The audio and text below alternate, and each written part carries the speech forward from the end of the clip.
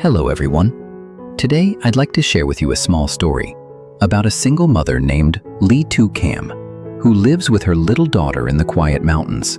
Their life is simple, humble, and sometimes full of hardship, but within it lies incredible strength, and above all, the kindness that still exists in this world. This is the story of the season of persimmons and a gift beneath the mountains. A gentle, heartwarming tale, one that I believe after listening to it will leave your heart just a little softer. That morning, when the sun was still shyly hiding behind the distant hills, I was already awake. The mist lingered over the valley, and dewdrops clung to the banana leaves, glimmering faintly in the soft morning light. Our little bamboo hut still carried the gentle scent of yesterday's smoke, familiar, soothing, like an old memory that refused to fade. I put on my worn jacket, took the bamboo broom, and began sweeping the yard. The sound of the broom brushing against the dry earth whispered quietly, blending with the chirping of birds and the soft murmur of a faraway stream. A cool breeze swept through, carrying the scent of wild leaves and the earthy fragrance of wet soil. Everything felt calm, as if the whole world had paused, just to let me breathe a little slower. I arranged the bamboo table, rinsed a few cups, then carried out bundles of golden corn to dry under the sun.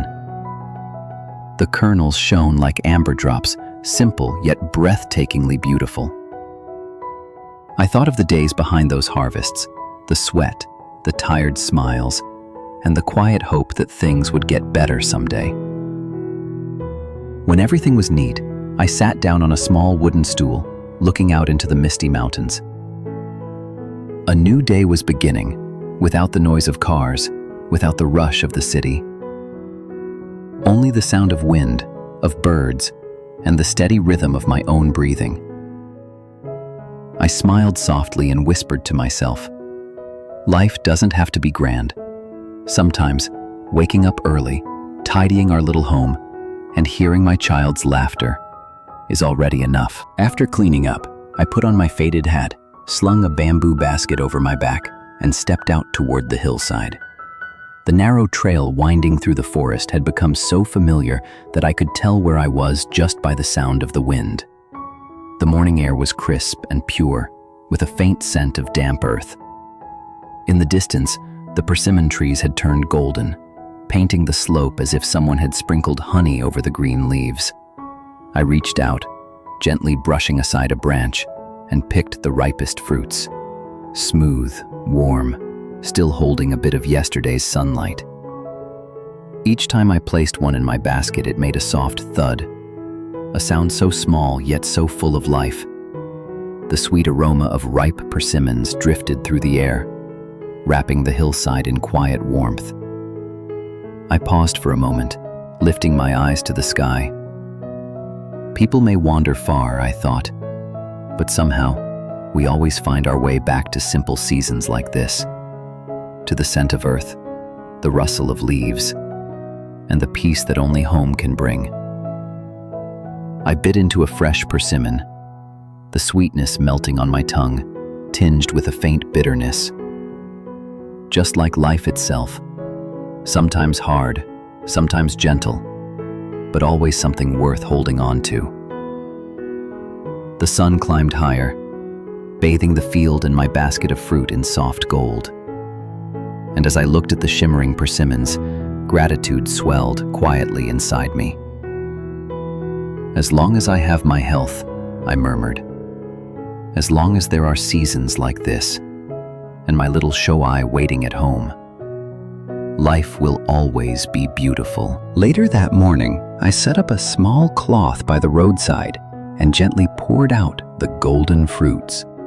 The sweet scent of ripe persimmons mingled with the chatter of people at the mountain market, women selling corn, children laughing, the hum of old motorbikes passing by.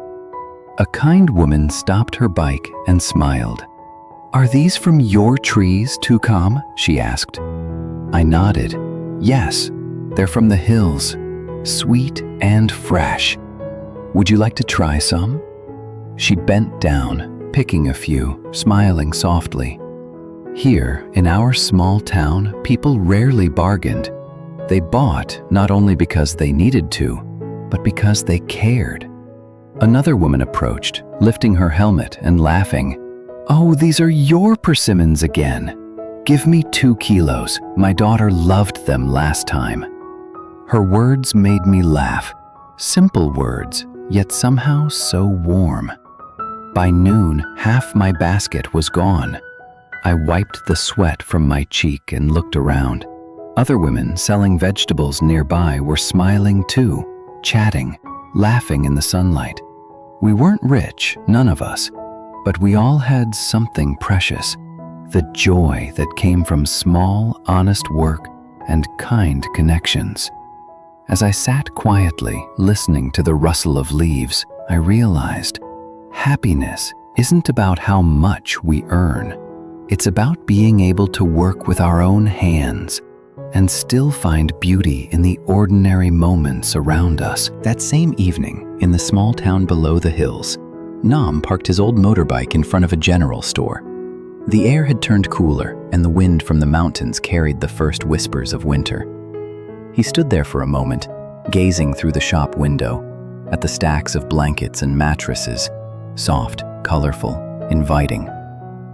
The shopkeeper recognized him and smiled. "Buying something for guests, Nam?" she asked playfully. He shook his head, smiling in that quiet, thoughtful way of his. "No, it's for LyTucam and her little girl. It's getting cold up there. I don't want them to freeze." The woman paused, then nodded gently, her eyes soft with respect. Nam walked around, running his hand over the blankets, testing the fabric.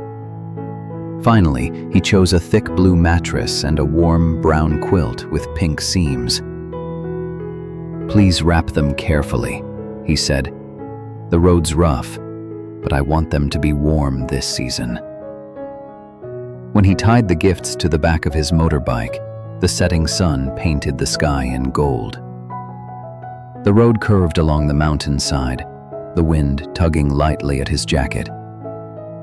He thought about that morning, about LyTucam at the market, her small frame, her steady hands, and those resilient eyes that refused to give up. Sometimes, he thought, it doesn't take much to make life meaningful.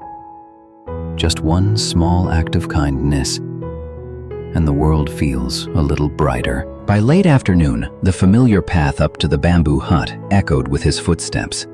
He carried the mattress over one shoulder and the blue bag with the blanket in the other. The road was steep, but his heart felt light. When he reached the clearing, he saw her, bending over her small garden, watering the green rose. Hearing his voice, she turned around, surprised. "Nam, what are you doing here? And what's all this?" He smiled, his tone calm and warm. "Winter's coming soon. I brought something for you and your daughter. You shouldn't have to sleep on straw mats anymore." She froze for a moment, eyes glistening. He set the things down and began unpacking them. The little hut suddenly looked brighter. The blue mattress spread neatly, the blanket with tiny flowers unfurled over it. Together, they straightened the edges, smoothing the folds with quiet care. Outside, the wind whispered through the bamboo walls, and their laughter, shy but real, mingled softly with the sound of rustling leaves. LyTucam ran her fingers across the fabric, her voice trembling. "It's been so long, since my daughter and I had something new." "Thank you, Nam." He smiled gently. "You don't have to thank me. Just seeing you both happy is enough." The sun sank lower, its golden light filtering through the gaps in the walls, touching their faces, soft and warm. They sat together, looking out at the small garden swaying in the breeze. Two quiet souls, bound not by words, but by simple kindness. Then came the laughter of a child, bright and clear. Little Joai had just returned, her eyes lighting up at the sight of the new bed. She ran to her mother, her laughter filling the tiny hut, echoing out into the trees.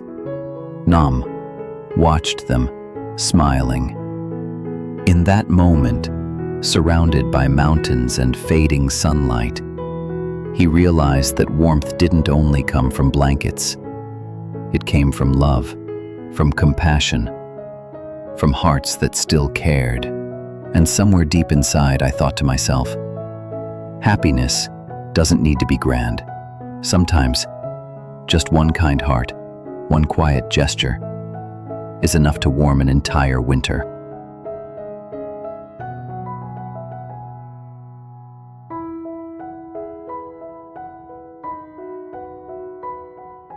Chúng ta vừa cùng nhau đi qua một hành trình nhỏ nhưng lại chất chứa thật nhiều cảm xúc, từ những nỗi buồn, những giọt nước mắt cho đến cả những khoảnh khắc bình yên, giản dị vô cùng quý giá. Cảm ơn bạn đã đồng hành và lắng nghe đến tận những giây phút cuối cùng. Mỗi một lượt xem, mỗi một ánh mắt dừng lại, mỗi một trái tim cùng đồng cảm đều là nguồn động lực để những câu chuyện như thế này được tiếp tục viết nên. Nếu cuộc sống còn bộn bề, đôi khi chỉ cần một giây phút lắng lại, ta sẽ nhận ra rằng niềm tin, lòng nhân ái và sự sẻ chia luôn có sức mạnh chữa lành kỳ diệu. Và cũng chính nhờ có bạn, người không ngại dành thời gian quý giá để đồng hành, mà hành trình của nhân vật trong câu chuyện này trở nên trọn vẹn hơn, ấm áp hơn. Dù phía trước vẫn còn nhiều chông gai, nhưng chỉ cần trái tim con người biết hướng về nhau thì bóng tối nào cũng sẽ được soi sáng bởi một tia hy vọng. Xin gửi đến bạn lời cảm ơn chân thành nhất. Hẹn gặp lại các bạn trong các tập tiếp theo, nơi câu chuyện còn tiếp tục mở ra và những bước chân kiên cường luôn mở ước lặng lẽ và niềm tin chưa bao giờ tắt. Cảm ơn các bạn rất nhiều. Chúc các bạn luôn bình an.